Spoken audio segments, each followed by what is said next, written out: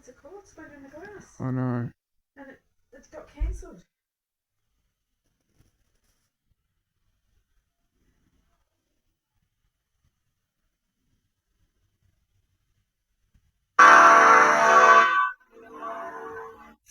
Good evening and welcome to Saturday's 6-1, the headlines. At least 71 dead in Gaza after overnight airstrikes by Israel. Military officials claim their target was a Hamas leader. Ukraine's President Zelensky arrives in Shannon for meeting with Taoiseach, who will make a return visit to Kyiv, and he thanks Ireland's support. Thanks of Ireland for hosting a lot of Ukrainian refugees. You're with us from the very beginning of the Russian invasion. Thank you, sir. The mystery of the Bronze Age axe heads sent to the National Museum. Appeals for anonymous finder to make contact. In Saturday's sports headlines, a Conor Murray try helps Ireland to victory over world champion South Africa. And Kerry and Armagh contest the first of this year's All-Ireland football semi-finals.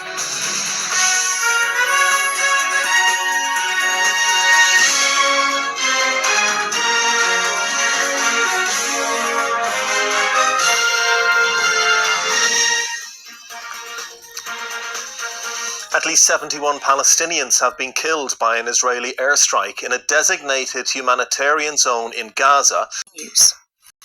Gardaí have confirmed that people were arrested after clashes at Oriel Park last night. A fracas broke out on the pitch among supporters after the match between Drogheda United and Dundalk, which Dundalk won 4-2. Two of those arrested were dealt with under the Garda Juvenile Liaison Scheme and one by way of an adult caution. In a statement, Drogheda United described the post-match altercations as unacceptable. Now, coming up this evening, Dave will have all the sports news. Yes, Ray, thank you. We'll have the best of the action from a dramatic day of rugby. Durban delight. Ireland left it late, but ultimately beat South Africa. And down delight. The Moore men beat Laois in the Tailteann Cup final.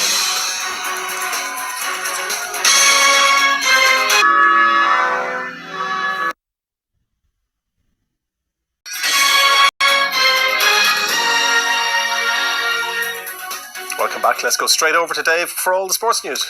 Ray, thank you. Top billing goes to rugby. Ireland have dramatically beaten South Africa with the last kick of the game to defeat the world champions by 25 points to 24 in a memorable second test in Durban. Following last week's defeat in Pretoria, Ireland were looking to right their wrongs in Durban against a vastly experienced Springbok side. A ferocious opening 5 minutes resulted in Ireland striking the first blow, a Jack Crowley penalty. Nerves. Ireland continued to press and were rewarded with a try. Quick reactions from Jamie Osborne combined with Robbie Henshaw's composure allowed Conor Murray to power over the line.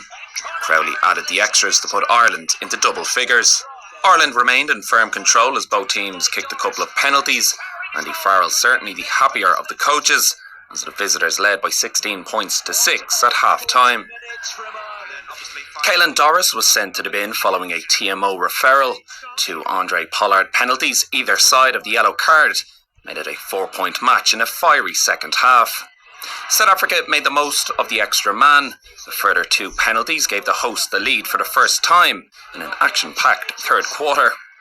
An ill-disciplined second half littered with unforced errors saw the teams exchange further penalties, but it was South Africa who dictated the play. A Kieran Frawley drop goal clawed back South Africa's lead to 2 points with 10 minutes remaining. Ireland trailed with the clock in the red before Kieran Frawley etched his name into Irish rugby folklore. He's done it!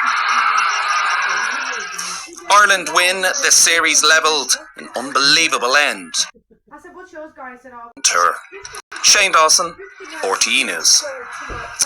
The second half between Kerry and Armagh is due to resume shortly in the first of the All-Ireland football semi-finals. A keenly contested first 35 saw Kerry open a 4-point advantage by the quarter hour. Armagh responded to trail by just a point on 21 minutes. Shane Ryan denied the Ulster side a goal, and Kerry led by 4 at the interval, 10 points to 6. Coverage continues over on RTE2. Down are this year's Tailteann Cup winners. The Mournmen fended off a late surge from Laois in today's final to run out 2-point winners. The third instalment of the Tailteann Cup concluded with the Down favourites to avenge last year's final defeat to Meath. Standing in their way, Justin McNulty's Laois. The Ulster side had their scoring boots on early. They posted the first 3 points of the game. Laois took their time to get going, but then came up with a perfect response through Seamus Lacey. And that can be finished, that is! Laois go in front! A goal! Down did respond, and they'd end the half with 6 separate names on the score sheet.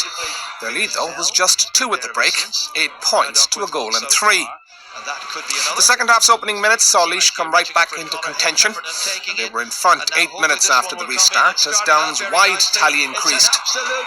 The introduction of Danny McGill, however, seemed to spark a period of Down dominance, and Conor Laverty's side were 5 points to the good with just 2 minutes to go, and looking home and hosed.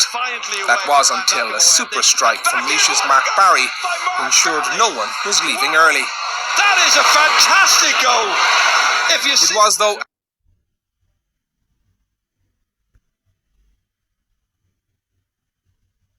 would come this afternoon, a 2-point advantage in the end, enough to see Down crowned 2024 Tailteann champions.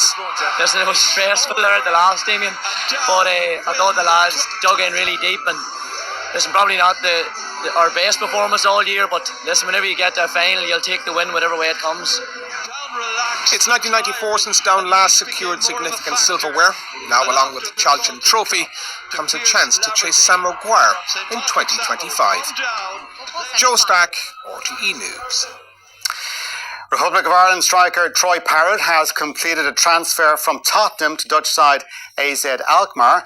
The women's team are in Cork ahead of Tuesday's European Championship qualifier with France. England won last night's game 2-1. Julianne Russell, making her first international appearance in 4 years, scored Ireland's first goal of the qualifying campaign. How did you feel? I mean, you haven't played since 2020, and to come up with a goal against the European champions. Yeah,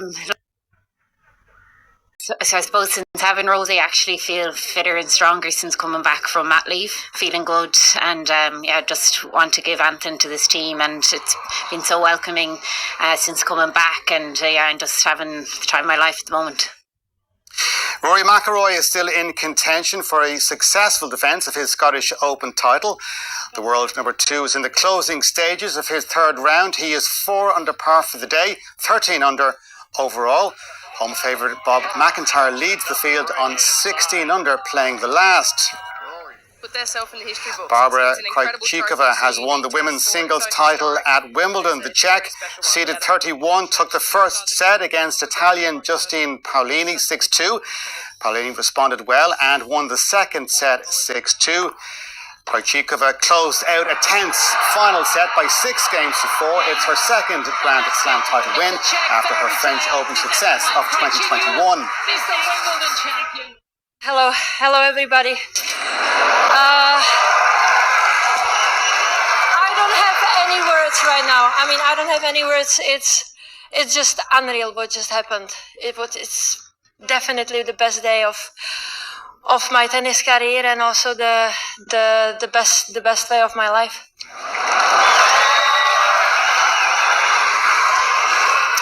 Now, it's been a significant day on the Tour de France. Race leader Tadej Pogačar has increased his lead to 1 minute and 57 seconds in general classification. He won stage 13, his second of this year's Tour. Jonas Vingegaard has moved up to second overall in general classification. Back to rugby, New Zealand have won the Test series with England 2-0. At one stage, the All Blacks were 4 points down in the second half. A try, his second of the game, helped New Zealand to a 24-17 win in Auckland. Today's July Cup at Newmarket produced a surprise winner.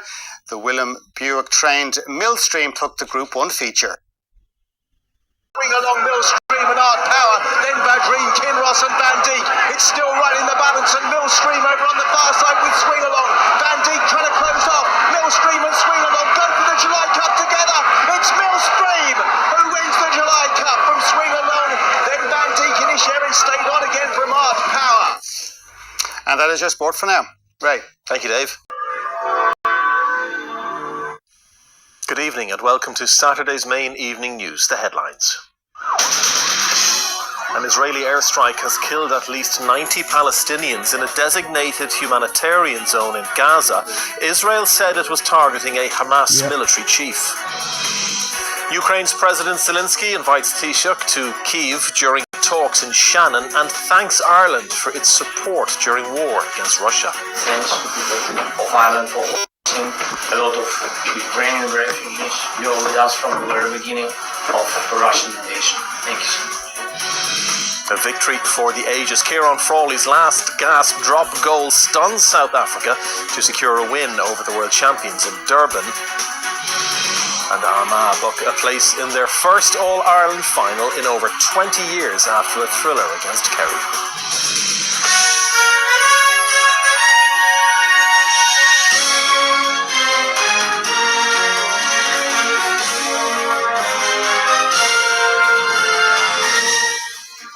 At least 90 Palestinians have been killed by an Israeli airstrike in a designated humanitarian zone in Gaza, with hundreds more injured, according to the Hamas-run health ministry. Israeli forces said they struck honours the memory of the estimated 60,000 Irish men and women on the island who served and perished during the Battle of the Somme and the two World Wars. Among those attending were Minister of State Sean Fleming and Northern Ireland's First Minister Michelle O'Neill. And there will be live coverage of the National Day of Commemoration from the Royal Hospital Kilmainham on RTE1 and the News Channel from 11 o'clock tomorrow morning. Now it's over to Dave with news of the sport. Ray, thank you. For only the second time, Ireland have won an away test match against South Africa. A last-minute drop goal from Kieran Frawley saw Ireland to a 1-point win over the world champions.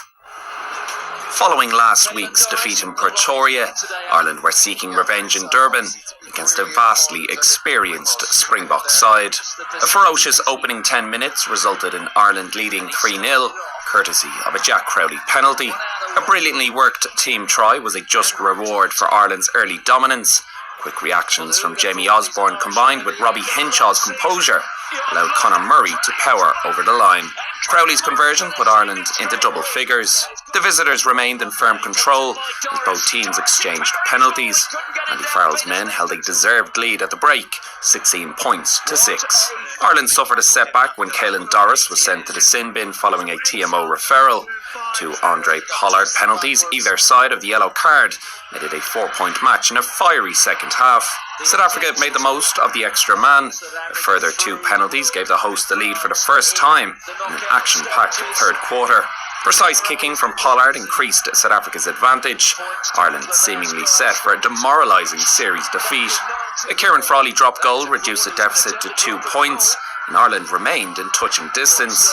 As the clock ticked towards 80, Frawley dropped into the pocket for a chance to become Ireland's saviour. To the drop from Frawley, this for glory! He's done it! What an end to a test match! It's mental. The place is like a fortress. It was so loud. But yeah, look, the game was going back and forth. They got momentum there. Probably for the most of the second half, we got the yellow card, but the boys dug in deep. We were in our own half and managed to get up and get the final point. So look, delighted. Ireland win, the series levelled, an unbelievable end to their South African tour. Shane Dawson, RTE News. Armagh are through to the All-Ireland football final for only the 5th time in their history. Extra time was required, after which they beat Kerry by a 2-point margin. Any pre-match talk of a one-sided semi-final was quickly dispelled at Croke Park this evening, as Kerry and Armagh went toe-to-toe from the outset. Both sides had points on board inside 45 seconds. The Kingdom did open a 4-point advantage by the quarter hour, but Armagh responded to trail by just 1 on 21 minutes. The Ulster side then brought the best out of Shane Ryan in the Kerry goal, but it was the Kingdom in front at half-time, that 4-point lead restored. Tom O'Sullivan saw an early second-half opportunity end in a wide, and Aidan Forker did help reduce Kerry's advantage. But 11 minutes in, the Munster side delivered what looked like a real blow through Paul Murphy. There's a touch back, there's another touch, and it's in the back of the net. Kieran McGeeney's men now trailed by 5, but they refused to throw in the towel. They were rewarded when an uncharacteristic error from Ryan allowed Barry McCambridge answer Armagh prayers. Green O'Neill, Shane comes off his goal line, lifted behind him, opportunity! And Armagh back in the game! They still trailed by 2, but boosted by that goal, Stephen Campbell's brace levelled affairs. The closing minutes tension-filled, neither side able to deliver a knockout, extra time required. Both counties were now feeling the effects of their endeavours, but crucially it was Armagh who made the most of their opportunities. Charlie Oak-Burns and Conor Turbett with the first period's only scores. Killian Burke and Paddy Clifford did cut the deficit back to 1, but Orchard intent would not be denied on this occasion, and Turbett sealed the outcome to see his side home with 2 points to spare. Joe Stack, RTE News. Now, our Gaelic Games correspondent Marty Morrissey got reaction from the victorious Armagh side. Some drama here this evening in Croke Park, but Armagh qualifying for the first All-Ireland football final for them in 21 years, and the drama is still here indeed. I think people of Armagh don't want to go home. Aaron McKay is with me, full back on this Armagh side. Can you put into words, Aaron, what this means to you and to your teammates and to the people of Armagh? It's massive. We've probably been unlucky the last few years with penalty shootouts, and we're thinking in our heads we could have been back-to-back Ulster champions, could have been in 2 All-Ireland semi-finals already, and we fell short ultimately in the shootouts. And listen, people were quick to put us down, and maybe we had peaked and that was it and we'd go away again, and we just got back on the horse every time, and we're just glad to be there. We haven't won it yet, but hopefully we can go one step further and get the ultimate prize. When you beat Kerry on your way to the All-Ireland final, it must give you huge confidence going forward. Yeah, listen, we know the heritage Kerry have, the quality they have inside as well, right across the pitch.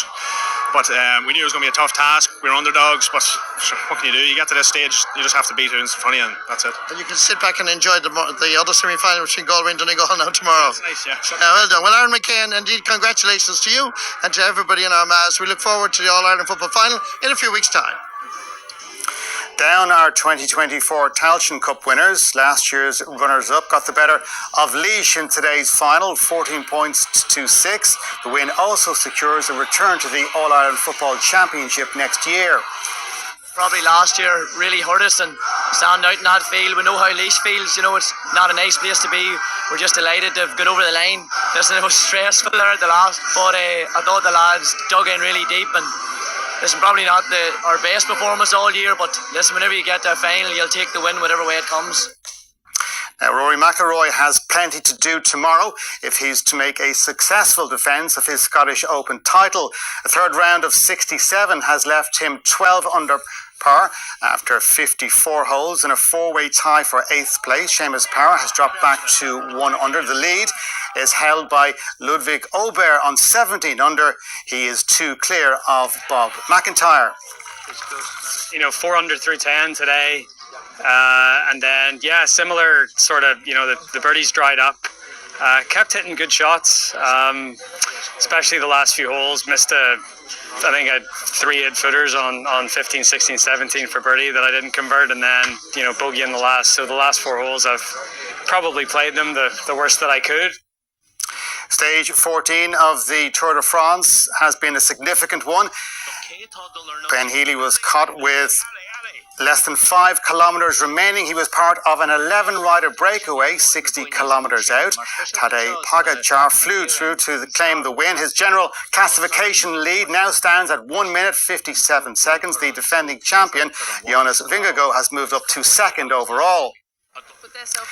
Barbara Krejcikova has won the women's singles title at Wimbledon. The Czech, seeded 31, took the first set against Italian Justine Paolini 6-2. Paolini responded well and won the second set 6-2.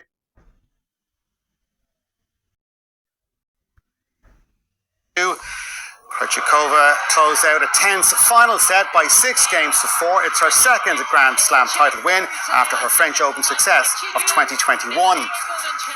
Hello everybody.